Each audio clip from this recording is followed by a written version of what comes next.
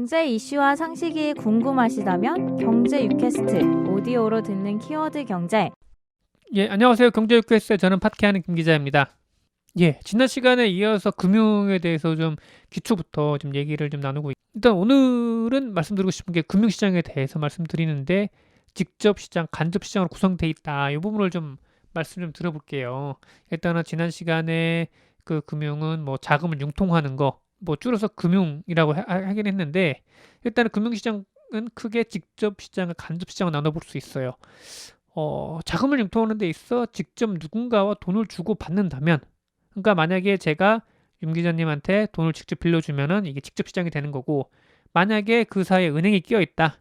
예, 은행에 제가 예금을 한 돈이 그 은행이 또 윤 기자님 대출을 해줬다. 그러면 중간 은행이 끼어 있는 거잖아요. 그런 상황과 같은 시장을 간접 시장, 그러니까 은행이나 보험사, 증권사 등이 금융사와 했던 간접 시장이 됩니다.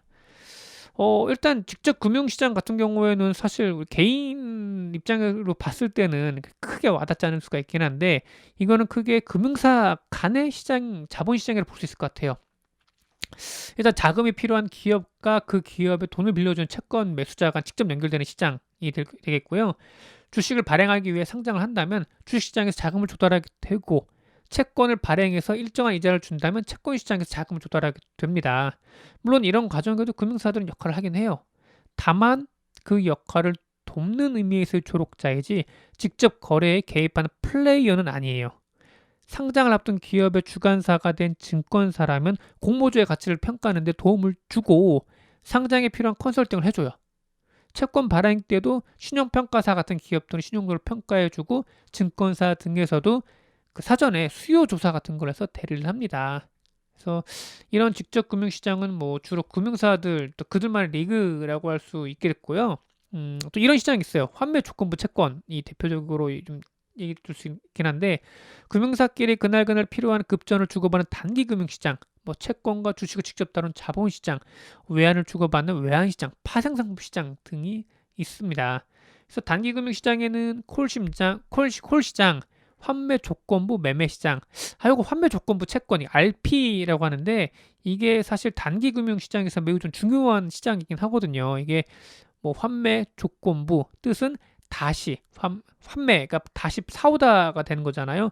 다시 사갈게라는 조건으로 해서 발행하는 채권이라고 하는데, 쉽게 말해 아는 선수들끼리 하는 신용 거래예요. 이게 어차피 돌려줄 것을 알고 명목상의 담보를 잡고 한 거래인데요. 이게 대개 보면 하루나 이틀 정도 짧은 기간에 대출을 받고 상환하는 건데, 이 거래가 빈번한데 매번 뭐 담보를 옮겼다 뺐다 등기를 했다 말았다 할 수가 없는 거잖아요. 그래서 담보를 그 채무자 갖고 그러니까 있다고 하더라도 채권자 받은 셈 치고 돈을 빌려준 거죠. 해서 이게 이런 과정을 하는 건데, 그래서 이 환매 조건부 채권, 요 RP도 상당히 중요한 시장이고, 근데 이 시장은 사실 어떻게 보면 담보는 있는데 사실상 담보 없는 거래, 신용 거래처럼 운영이 되고 있어요. 명목상 있는 담보라고 보시면 될 것 같습니다. 그래서 이 RP 금리가 뛰게 되면은 이 당장 이제 금융사들의 이제 자금 조달이 힘들어지게 되고, 자칫 이제 그 금융사의 부도로가 이어질 수 있을 정도로 매우 중요한 그 금리라고 볼 수 있습니다. 그리고 또 뭐 기업 어음 시장, 뭐 전자, 뭐 단기 사채 시장 등이 있고요. 주로 금융사끼리 채권 등의 증권을 주고받으면서 거래를 또 해요. 이 시장이 원활하게 잘 돌아가야 금융 소비자들은 싼 값에 대출도 받고 안심하고 예금도 맡길 수가 있는 거예요. 또 자본시장에는 채권 시장과 주식 시장이 있습니다. 채권 시장 안에는 통화안정증권 시장. 통화안정증권 뭘까요? 이게 뭐냐면은 이게 짧게 통한증권이라고 하는데, 한국은행이 통화량을 조절을 위해서 발행하는 시장이에요. 그러니까 시중에 자금을 흡수할 필요가 있다고 하면은 이 통한증권을 발행을 해서 이걸 팝니다. 그렇게 되면은 이 사는 사람이 통한증권을 받고 그 돈을 지급하게 되는 거잖아요. 이게 결과적으로 시장에 있는 이 유동성 흡수하게 되는 역할을 하게 되는 거죠.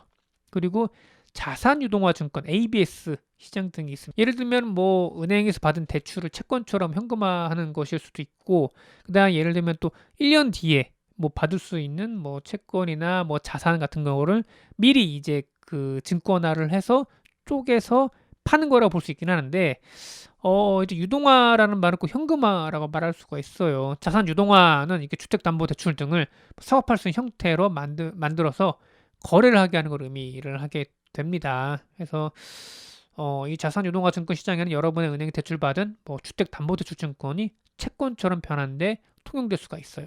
자산 유동화 증권 종류는 여러 가지가 있긴 한데 주택 저당 증권 MBS 또 CMBS라고 해서 상업용 부동산 저당 증권도 있고 그다음 CDO 부채 담보부 증권 등이 있습니다.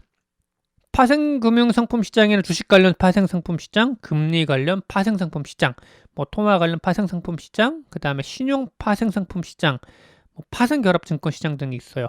우리가 직접 사고 파는 ETF나 ETN 혹은 상품 등이 여기서 파생돼 나와 거래가 됩니다. 간접 금융 시장은 뭐 쉽게 말해 이게 금융사가 중간에 껴서 중개인 역할, 뭐 거강꾼 역할 하는 거예요. 뭐 예대 시장, 집합 투자 시장, 신탁업 시장, 보험 시장 등이 있습니다. 그러니까 일반적으로 우리가 만날 수 있는 뭐 증권사 금융 상품은 다 이 간접 금융 시장이라고 볼 수 있는 거죠. 이들 시장은 일반 소매금융과 뭐 관련이 있고 예대 시장은 예금과 대출 투자 시장이고요.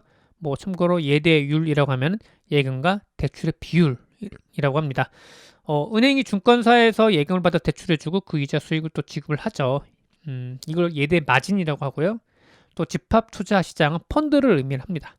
펀드 매니저가 다수의 투자자로부터 돈을 받아 운용하고 그 수익을 나눠주는데 요새 펀드들이 다 수익들이 별로 좋지는 않죠. 그러다 보니까 게다가 또 많이 뻥뻥 터지고 하다 보니까 다 직접 그 본인들 주식 투자하시는 분들도 많이 늘어났고요. 신탁업 시장은 내 자산을 은행 등 전문 금융사에 전적으로 맡기고 그들의 관리를 받는 시장이에요. 이게 자산은 많은데 나이가 많이 있으신 뭐 노인분들도 많이 하시고 특히 일본에는 이런 신탁업이 많이 좀 발달되어 있다고 합니다. 또 보험 시장은 보험사가 다수의 가입자로부터 보험료를 받고 필요할 때 보험금을 지급하는 거예요. 개인 투자자 입장에서는 가장 빈번하게 마주하는 시장이기도 합니다. 결론을 좀 말씀드리자면 금융시장은 직접 시장과 간접 시장으로 나뉘고요. 직접 시장은 단기 금융시장, 자본시장, 외환시장, 파생금융 상품 시장 등이 있어요. 이들 시장에는 주로 뭐 대형 기업이나 금융사가 뭐 활동을 하고 있고요. 간접 금융시장에는 금융사가 끼워낸 시장입니다. 우리가 흔히 보는 예금과 대출, 펀드 등이 간접 금융시장에서 팔리는 상품이라고 할 수가 있습니다.